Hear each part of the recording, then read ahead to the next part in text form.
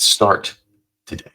Start going through and finding your moments of joy and give that experience to yourself once a day. It starts with a minute. To the Contrarian Capitalist Podcast, the ultimate destination for accredited investors and entrepreneurs seeking alternative wealth building strategies. Discover how to fast track your journey to wealth and time freedom by thinking outside the box. If you're ready to join the ranks of the Contrarian Capitalists and learn the most effective ways to reach your financial goals faster, you're in the right place. Let's get started with today's episode of the Contrarian Capitalist Podcast. Thank you for listening to another episode of the Contrarian Capitalist Podcast. I am your host and your favorite silverback, Sylvania Harrod. And on today's episode, I'm going to take you guys through a little journey that I refer to as the second mountain. This is where you begin to transition from that journey of ego-driven to meaning-driven. So over the span of the last 6 weeks, I've had the opportunity to have somebody close to me transition. Somebody that cared for me very deeply, was like a mother to me in many different ways, was always so excited and so caring and going through. And so I got to experience a few days with her prior to that moment of transition. And now that I've had a few weeks to reflect, I have had this unique experience of just different, I want to call it more of like a different awarenesses. So what I've began to realize is that money is a tool, and this whole desire that we have around chasing after that tool is cool, because if you think about it, but most of the common language of success is determined based upon somebody's level of affluence. And so we measure people like they're so successful because of the things they acquire. And all of these things are great, but I just want to give you guys a breakdown. There is two different structures in life. One of the structures are ego-driven, and human beings for thousands of years have cared about the ego and what is more referred to as status. So status-based items are things that you choose to go after. And it was because for survival for many years, status is how you stayed alive. You can look in different countries and they have the caste systems, but status here for most was about having, if you had a farm, that was a particular place of status. If you had money or you had a car at certain points, that was status. We look at them today and status-based systems are actually zero-sum games, y'all. I'm here to tell you that. They're a losing proposition because nothing outside of you is going to make you feel better than how you feel internally. The problem is that we're exposed at a greater rate than ever in the history of man when it comes to status games. We have things like follows, subscribers, information at us all the time, where most of social media is really a status-based game. And as I've always shared with you, you have to be at a place where you are above the fold. Because if you do not realize the rules to the game, I'm telling you, you're playing a losing game. Because what's going to happen is you're going to end up in a place where you're like, I acquire all of these items. I acquire all of these things, but damn, why does it feel so empty? You hear athletes talk about it all the time, like, man, I've waited my whole life to win a championship. And that day they're going to feel like they're on top of the world and that experience is great. But then ask them roughly a month later, and they're like, my favorite championship is my next championship. Because it's external. So it's something that they do not have the capabilities to actually sustain you. So as I was reading this one book called The Second Mountain, he began talking about this definition that I really, really came to like of the difference between happiness and joy. And so in the space of happiness is like having a good meal, right? Gotta love it when your dog's just bursting. And happiness is like your dog comes in and sees you, wags you back your tail, and wants to go through things. Joy, on the other end, joy can sustain. Joy is an experience. And I don't know how to explain it to y'all, but what I began to realize is the environment around you is way more critical than the things you're doing. because time and time again, when you're going down this journey, as your mind begins expanding, you're going to see all of the limitations that happen for people. And it's normally through language. And because most of society has trained us around status games, it's around ego. So we care about like what's our salaries determine like importance of people. This person makes $1 million a year. This person makes $50,000 a year. All that, like, what the hell does that mean? Does that mean that person's more important than you? Does that mean that that person is way smarter than you? Because I'm here to tell you that is not the case. That just means that they just have a different risk profile than you. Doesn't mean smarter, gooder, better, bad, any of that kind of crap. It's all just nonsense.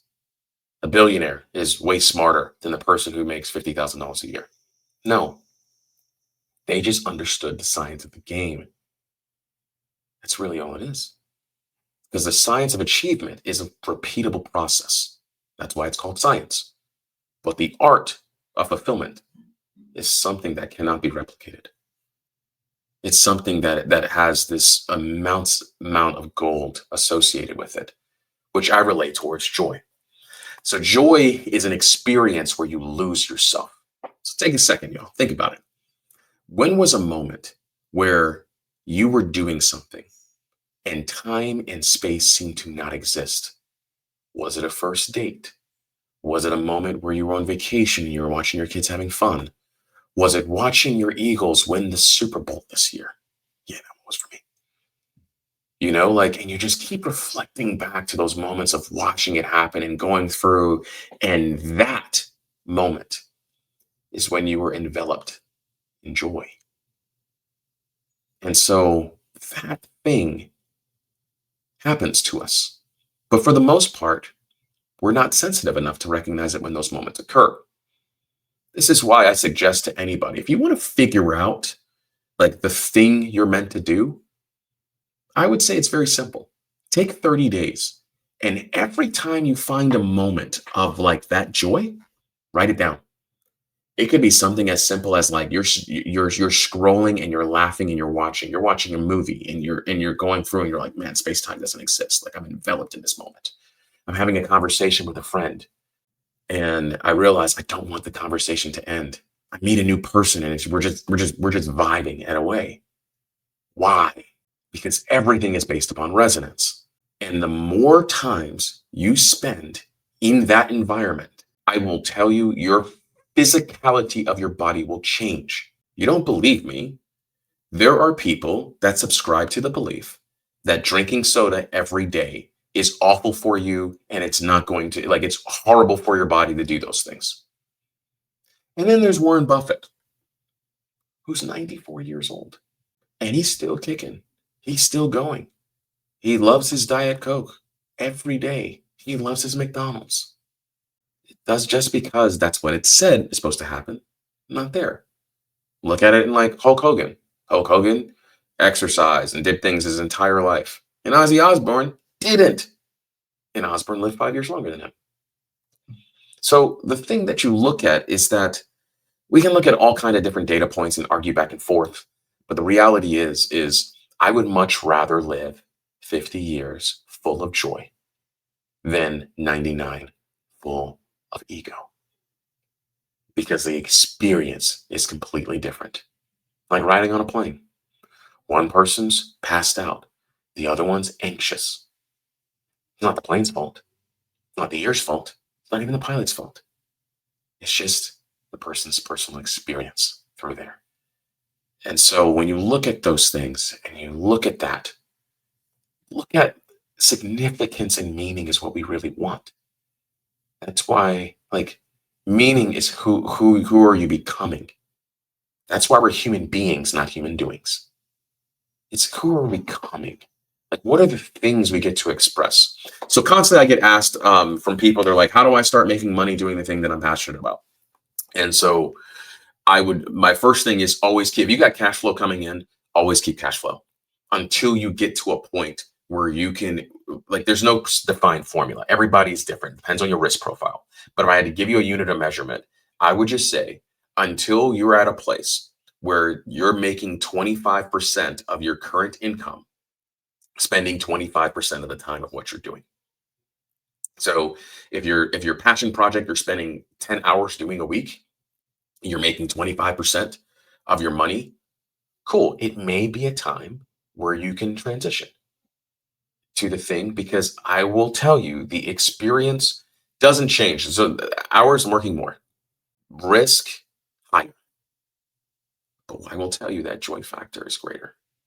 I can work on things for 12 hours where I can barely work for things for 3 hours, because joy is a much more powerful fuel source than like despair or frustration or hopelessness. It's totally different. That experience and that joy can continue you, especially when you're spending most of your time in the thing you love to do. So I think about this because, like, I have a good friend of mine. She made the choice a little over a year ago to leave her workplace. And so while financially, if we are measured on paper, it's not the same. She spends time around musicians most of her week. You know what she loves? She's a creative. She loves being around other people that are expressing their creativity. And she gets to share that moment with them through the other side of a lens. That's her job, is to capture someone's art form, and so that they can create a memory and share it with the world. You may call him a photographer, but I like my definition a little bit better because it has more meaning. That's what she gets to do. She gets to capture those experiences. And guess what happened? Physiologically, her health changed. Is it all like magical rainbows? No, but there's been a drastic reduction. And her level of experience and feeling and relationships are greater due to the fact she's spending more time in joy.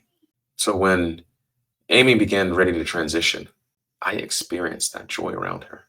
Just the look in her eyes of seeing that so many people cared about her and that we were there next to her to watch the shows that brought her joy. And so that moment of transition, what it really told me is that I don't know how finite time is. I lost another friend in that same span of time. And I will tell you, that guy was so unapologetically himself. He gave others around him permission to be a contrarian. All of that was so fascinating to be able to witness. And you look out and you see the lives they touched, the moments that came through, because I don't believe we're meant to be here alone, y'all. And while I continue to climb up my second mountain, I want to bring others with me. And that's why I'm recording this today, so that you can understand that start today.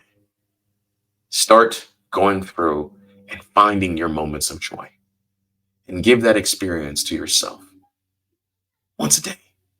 It starts with a minute. I'll tell you a little secret.